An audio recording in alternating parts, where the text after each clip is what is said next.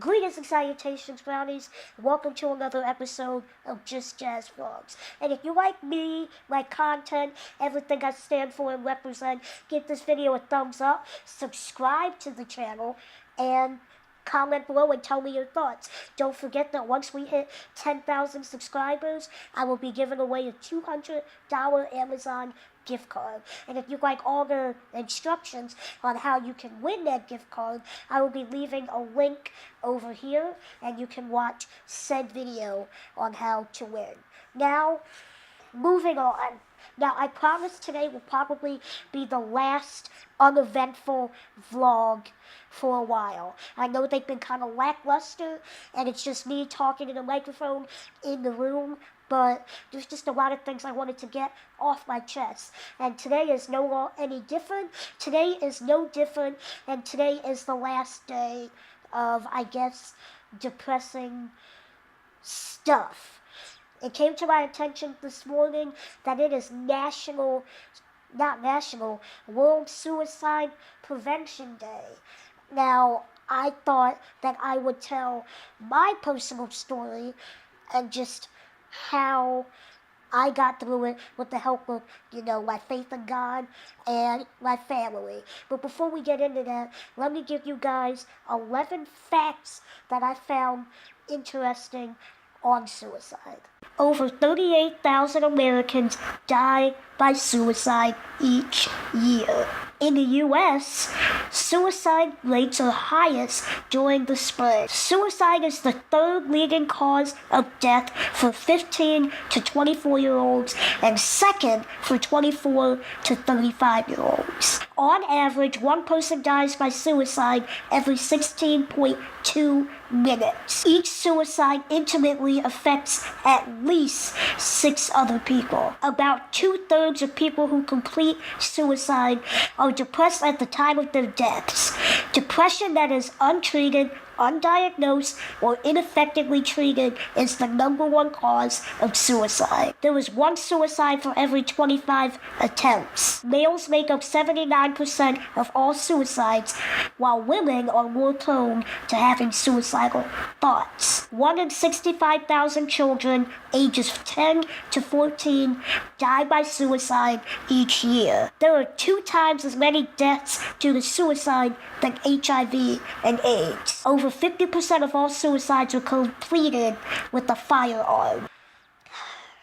Those facts are pretty deep and pretty depressing. The one that got to me is the fact that more people die of suicide than AIDS. That really struck a chord in me because I do know a few people with AIDS, and I don't know if the right term is beating it, but they seem healthier now than when they first were diagnosed with AIDS, and this is just from what they've told me. Anyway, I wanted to tell you guys about what happened to me and kind of what drove me to want to attempt suicide and the mindset that I had. The first time I wanted to kill myself was junior year of high school. I didn't act on it. I just had a lot of thoughts and I was just super depressed. I couldn't even begin to tell you why, because that was like, can't believe it, close to 10 years ago. But I just know I was super depressed. I was just, I don't know. But I also had the love and support of my family, and I knew it would hurt them immensely if I ever thought about acting upon such things. But the second time I thought about it and actually attempted was 2012. It was April of 2012, and I was a freshman in college, and I was just very upset. To be honest with you, I couldn't even begin to tell you why I was so upset. Like I've mentioned in previous videos, I think losing my faith in God for a while is the main cause, and straying away from like some of my home values um, was the cause of my thoughts. Anyway, I just remember it being a dark time, and I remember feeling like there was no hope, and I felt like I had nobody in my life, which is completely and 100% untrue.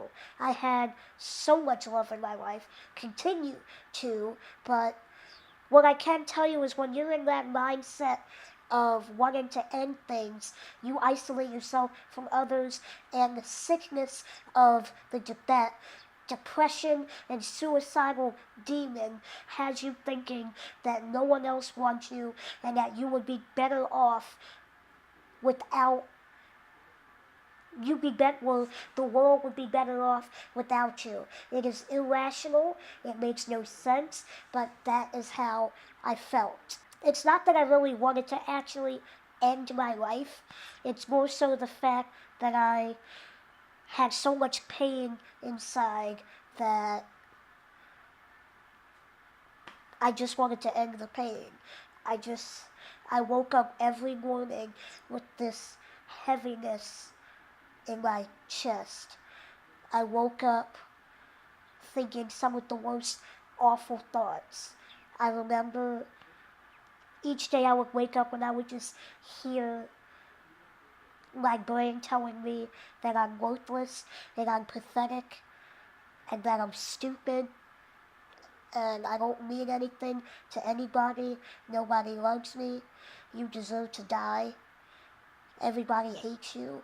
Those are the thoughts that ran through my head every day for 6 months.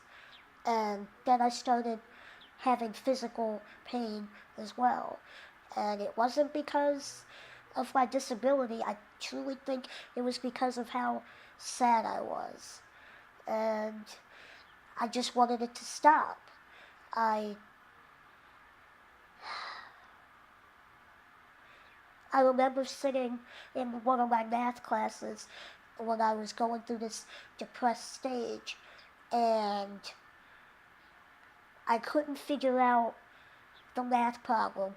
We were taking a test, and I think that was the last straw for me as far as wanting to end my life. I couldn't figure out this math problem, and I flipped out. Not like out loud per se, but like in my mind. And I'll never forget, I had a window seat, and I think I was on like the 3rd floor of this building, and I was just so upset, and I was so overwhelmed, and for some reason this math problem drove me over the edge. All I wanted to do was jump out the window. I know it's kind of stupid now to know that not figuring out a math problem is what did it, but that was just, at that time, in my mind, that is what did it for me. I just remember thinking of all these ways that I could jump out the window. And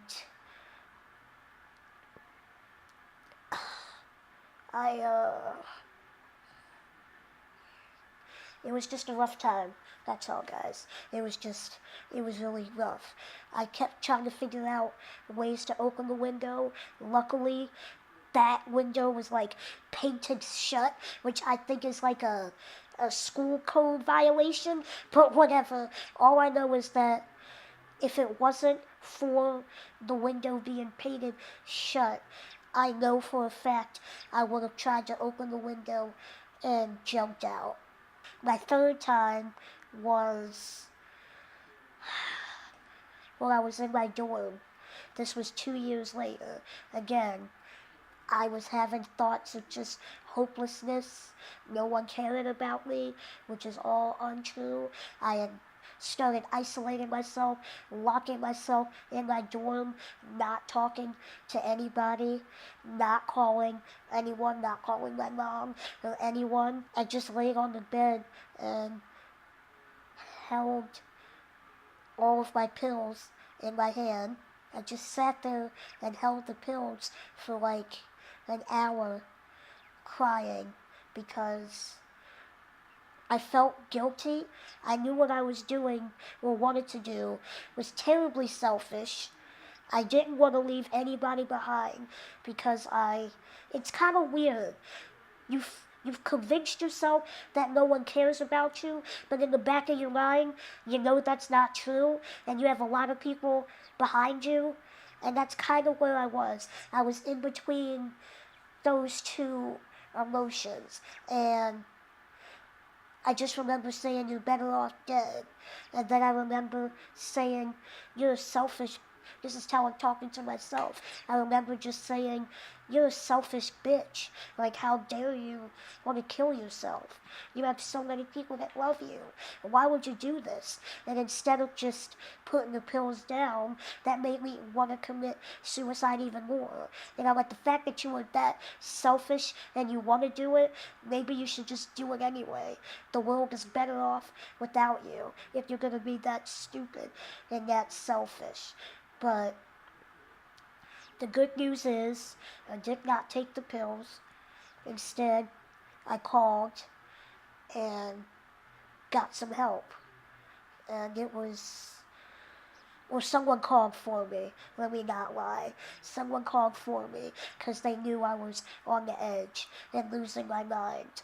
I remember it's the first kind of fight that I got in because I went to a small campus before I went to Penn State, and everybody knew everybody's business because the campus was so small, and it had word gotten around that I had thought and, I guess, attempted suicide.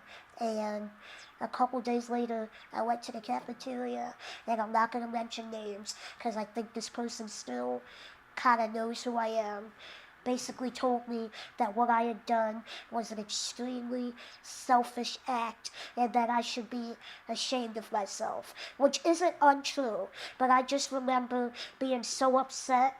I took my chocolate milk and I flung it at her and just threw all my food and everything in her direction and rolled out the cafeteria. And my boyfriend at the time, he came in after me. But anyway,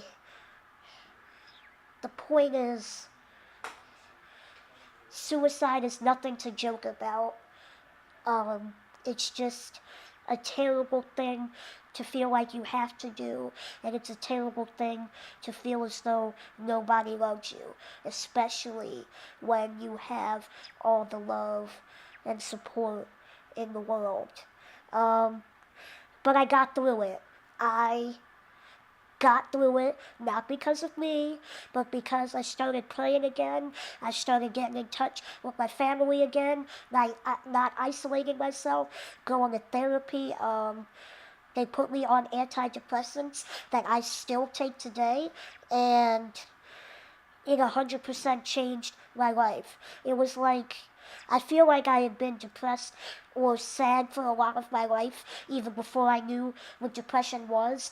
But between the medication, praying, and just having my family around me, all those components helped. I didn't do a damn thing.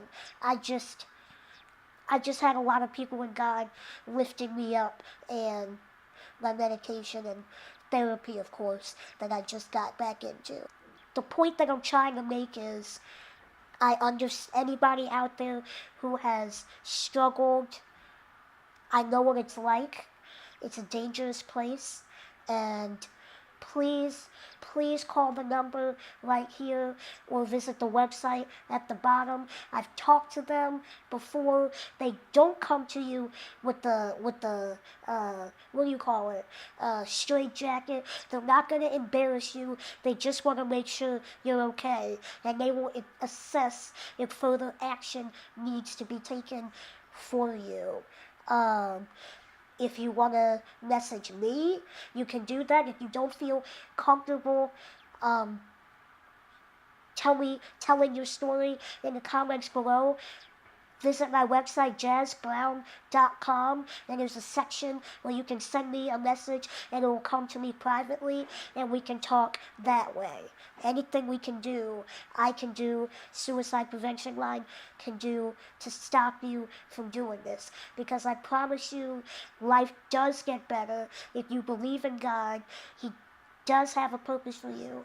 And you don't know, as my mom says, you may want to kill yourself now, but imagine what could have happened 2 seconds after. You could have won the lottery, this, that, all your problems could have ended. So just don't do it. Talk to someone. And with that being said, thank you guys for watching. Have a fantastic day. The awesome, exciting vlogs will probably start on Wednesday and Thursday. God bless. I love you. And goodbye.